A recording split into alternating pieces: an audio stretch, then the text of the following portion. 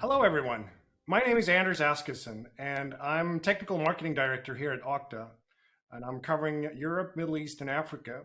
I've been in the identity industry for a very long time. I started out my career doing NIST implementations, moved to NIST Plus, and then LDAP, and ultimately that took me into the path of identity. I've done some research, and I'm trying to figure out what the future of identity is for Europe, because there's a couple of groundbreaking initiatives that are happening in Europe that will have a big effect on European citizens. We're living digitally more than ever. We're working online, we're buying goods, we're traveling, collaborating, we're even creating avatars that represent us in a new virtual world. And across Europe, digital identity is changing rapidly. The centralized world of identity we're used to is about to be challenged by a new set of principles that are all staked out by Web 3.0. Starting with the EU's General Data Protection Regulation, or GDPR as we all know it, and now the EU's Digital Identity Wallet, a European Commission project that aims at unifying digital identification systems across Europe and across the Union. Digital privacy uses sovereignty, openness, and interoperability, aims at providing self-sovereign identity, or SSI as we call it, a digital identity owned exclusively by you as a user. In this session, we're going to explore what SSI is and what forces are driving the future of identity in Europe. We're going to look at how it is right now, some of the problems, and also discuss the solution. When it comes to identity, only around 60% of Europeans within the Union are able to use and get a digital national ID and a digital EID for authentication and signing into public services, such as doing your taxes. However, when we're trying to use these EIDs in other member countries, it's difficult, and only 14% of the population allows for cross-border authentication. Now, EIDs do have some deployment maturity, and much thanks to the eIDAS regulation, these efforts are improving the landscape rapidly. EU citizens can now use national EIDs in 14 member states, and it's under development in another 4 states. eIDAS, it stands for Electronic Identification, Authentication, and Trust Services, and is EU's regulation on electronic identification to facilitate electronic transactions or signing important documents within the European single market. This initiative dates back all the way back to 2014, so it's nothing new. If we look at it from a worldwide scale, it's an estimated 120 countries that are now deploying some form of electronic passport, incorporating highly secure features, and over 70 countries are looking into or actually building out EIDs for their citizens. Within the European Union, one of the countries that are pioneering a lot of these efforts is Spain, who have created an SSI standard, and they're promoting it on an EU level. One of the country's autonomous communities also legislated for a blockchain digital identity, and they're waiting for an approval on a national level. On top of this, there's also an open source community hosted by the Linux Foundation, which is called Indy. And Indy is probably one of the most advanced SSI solutions based on blockchain technology.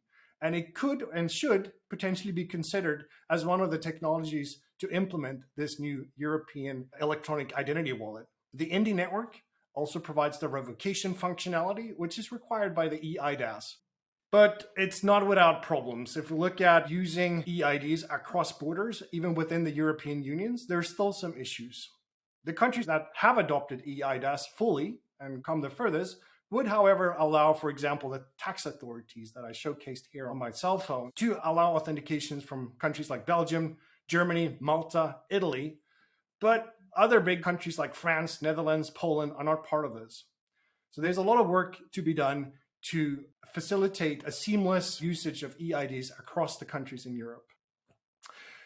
When it comes to Europeans, they're cautious and sensitive about their information that they share. And we, Okta, just concluded our own digital identity survey that showed that 69% of Europeans would like to take control of the data and how they share it online.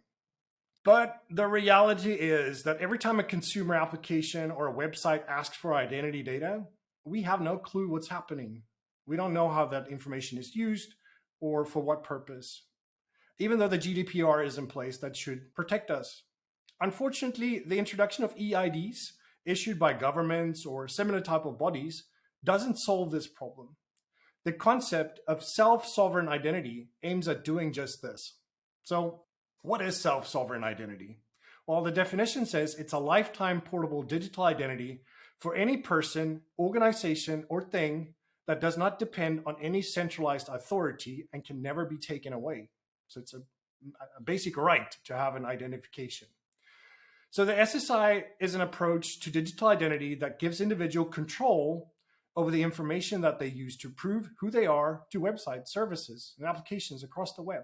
One example, if you are to purchase goods that require you of being a certain age, you don't need to provide the information about when you were born. Just the fact that you are of age is sufficient. And the SSI is aimed at tackling some of these questions. A self-sovereign identity system that user exists independently from services, which enables them to access services in a streamlined and secure manner while still maintaining control over the information associated with their identities and how it's being shared and with whom, all in alignment with GDPR, where you need to give explicit consent. And the parties collecting this information needs to actually state what they're going to use this information for. So how can we think about self-service controls for end users? And can this really be solved without a central storage as it is right now? Well, the fact that a central body won't govern and store it shifts the identity and credential management from the client-side model of centralized and federated identity systems. And that, we all know, creates silos to a more peer-to-peer model. It removes the need to store personal information entirely on central databases, and it gives individuals greater control of what information they share, which ultimately safeguards their privacy. Open standards-based identity frameworks that uses digital identifiers and verifiable credentials that are self-owned, independent, and enable trusted data exchange. That's what SSI is all about, and that's the potential solution to these problems. Now, the digital wallet, it's mandated that this should be finished by next year, September 2023. And the way that citizens in the European Union uses and manages their digital identities and digital security will change significantly due to this new EU regulation. Companies around the world will need to be ready for this. But for Europeans, ultimately, this will be a good change, and it will pave the way for a smoother digital life. The European digital identity will be available to EU citizens, residents, and businesses who wants to identify themselves or provide confirmation of certain personal information. And the idea is that it should be able to use that for both online and offline purposes, both in the public and the private sector, including banks. Every EU citizen and resident within the Union will be able to use this personal digital wallet for public services. And it will be accepted from day one. So next year, 2023, September. And the right of every person eligible for a national ID card to have a digital identity that is recognized anywhere within the European Union. So you can travel with your EID and use it for all the services that are provided. Identity is at the very heart of EIDs and digital wallets. And the only way to achieve this is through interoperability and through common standards. And Okta has always actively participated in standardization efforts, including SAML, which is the European Union's EID implementation and what it's built upon. SAML, it stands for Security Assertion Markup Language, and it's an XML-based framework for the exchange of authentication information, and it's used in the communication between EID nodes and allows you for this interoperability and the cross-border functionality. Interoperability is not only for European countries. If we look at it from a wider perspective, we can extend this to other countries in the world. For example, in Latin America and the Caribbean, they have similar initiatives like the European eIDAS initiative. When it comes to Okta and our platform, we natively, with SAML, integrates with all these different initiatives. But we also partner with players like Signicat, who provides a simple and off-the-shelf solution that offers you a very quick way of quickly integrate with over 30 EIDs that exist in Europe and beyond. And it's all available through our integration network, the Okta OIN.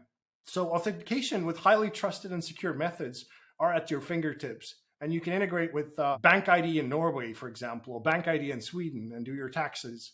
MitID, Finnish Trust Network, or FTN. It's Me, IDN, NPA, France Connect, and the list goes on.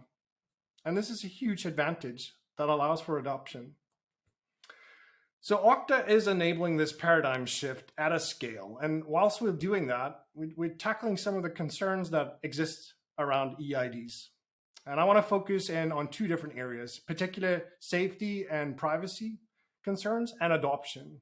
And I have a quote here on the right side from ACLU, which is governing rights of American citizens. A digital system could enhance user privacy and control if done right, but it could also become an infrastructure for invading privacy and increasing the leverage and control of government agencies and companies over individuals. So there are some privacy concerns that needs to be tackled. Okta has over 13,000 global brands that on a daily basis trust our solutions. And the interactions with employees and customers, it's critical infrastructure for them.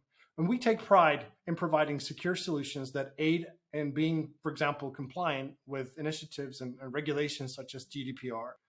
While digital IDs do have some advantages for their holders, such as the selective data disclosure, the age reveal is not necessary. A physical document is concrete and it can't quickly or easily be modified. And it stays under the control of the person who possesses it. And in some circumstances, these are important advantages, and we recognize that. The second area that I wanted to address is adoption.